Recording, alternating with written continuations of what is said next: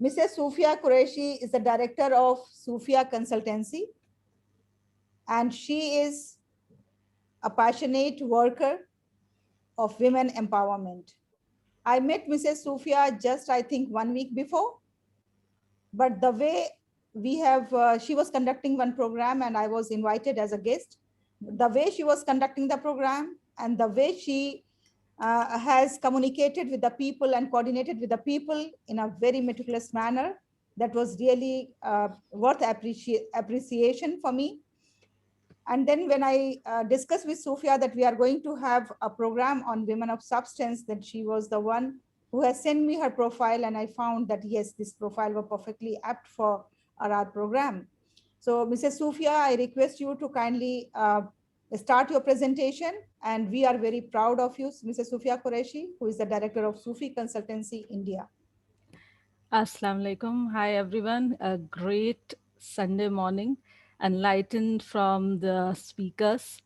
One thing, Dr. Halima, I'm not Mrs., I'm Miss Sufia. I'm not yet married. I'm sorry for that. No, that's perfectly okay. No, I'm not sorry for that. I'm happy for that.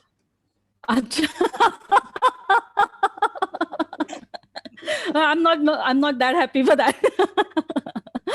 So it was wonderful having the presentation of Mr. Ram and Ms. Uzma. I have not prepared any presentation for today.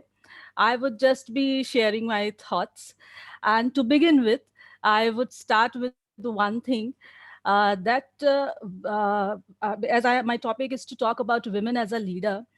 So let me just make it very clear. Whenever you talk about women as leader, you start comparing men and women. So my point is, men and women are made from the Almighty Allah to complement each other, not to compare. So I never believed comparing men and women.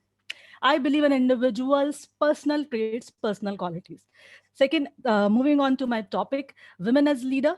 So let me define my definition of leader. A true leader is one who make an ecosystem to build, to make, to inspire other leaders. And with that note of mine, I would move ahead with why women are be a good leaders. The other thing, that is leadership traits, the characteristics. Some people are born leaders, they are innate leaders. But as you also agree, it has been proven that leadership traits can be acquired, they can be learned, they can be trained. A person can be trained to become a leader. This point of mine is the entire core of my speaking, and I would request everyone to take it a little in a humor way, because I would be giving example of why women are trained to become a leader. So a woman is trained to become a leader as little as if she has 1-year-old sibling. So at the age of 3 or 2, she is being trained to become a leader. How? All the leadership qualities are, I just go through a paper because I have written all these leadership qualities, how a leader is made. So she's trained since the age of 3 or 2 if she has a sibling, giving responsibility and taking them. Ultimately the mother gives the responsibility to the it's not particularly girl, because I'm talking about women. Every sibling, for every sibling this, but especially for the girls, these responsibilities are being assigned. This is the system how we are grown up. So if you have a younger sibling, since the very little age of 3 years, where you can just hold the feeder of your younger brother or sister. So you have assigned the responsibility. Now, moving on to active listening. So again, we are taught to listen to the elders, listen first and then be respectful.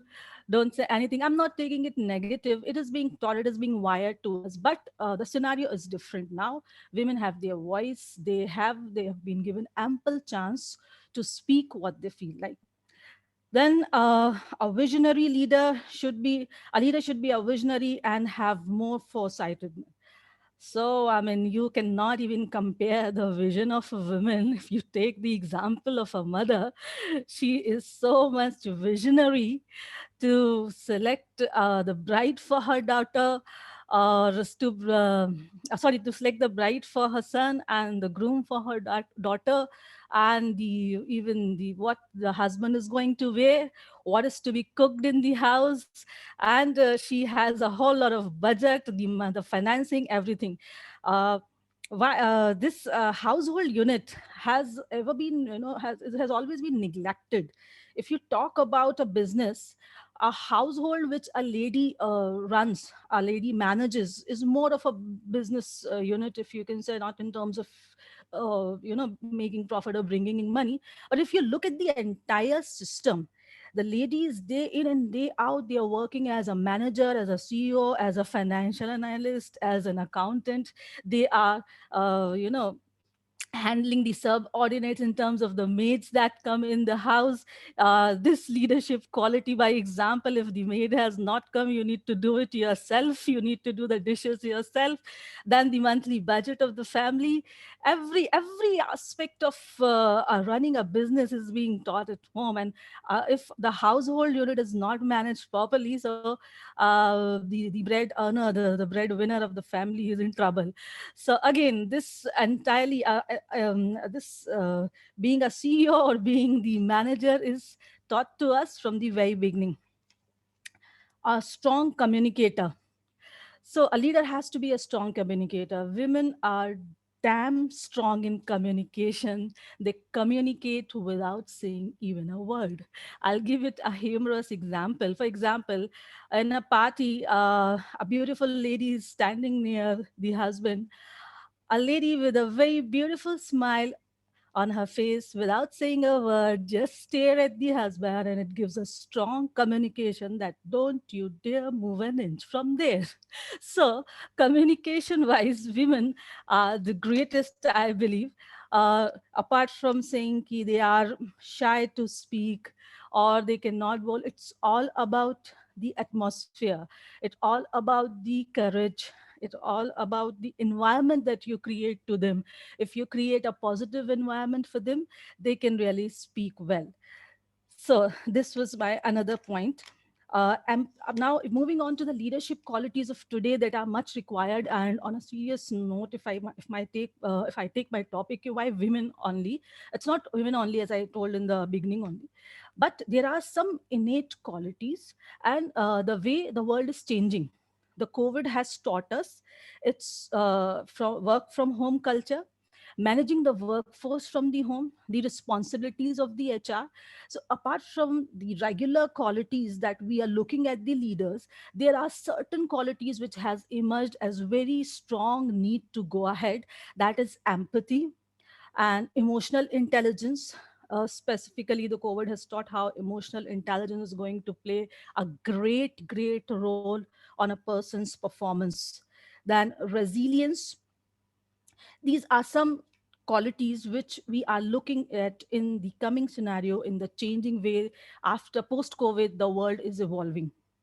So women again can have these qualities, they have these innate qualities, and they can be more productive in terms of being a leader. And I think, Dr. Halima, please let me know if the time is out, because as you know, I have much to speak. I am quite a chatterbox, so I would keep on speaking. So this was the qualities, because I don't want to put more stress on the qualities or taking examples of the women leaders. But there are certain things which need to be worked on, because I feel quite upset when, though it has to be talked, when I feel quite upset when it is talked that women should be encouraged to do this, women should be encouraged to, they would be given chance to do this. I was not quite happy with the Harvard Business Reviews report. They have shown some report and some statistic that 68% women, they aspire, or they have um, they have opted themselves for the leadership role, whereas the man was 78%. My point is, you cannot look leadership just in the corporate setting. The sampling that they might have done, I'm not very happy with the sampling, because uh, women are aspiring, they are working hard, and they are becoming leaders, especially in the context of India. If you see, every woman every woman has a leadership role. She aspires for a leadership role, right from the wife of a kirana store person.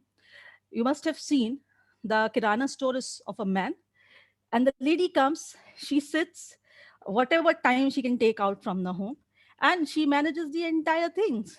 I mean, the sale, everything. So, can't you consider this as a leadership?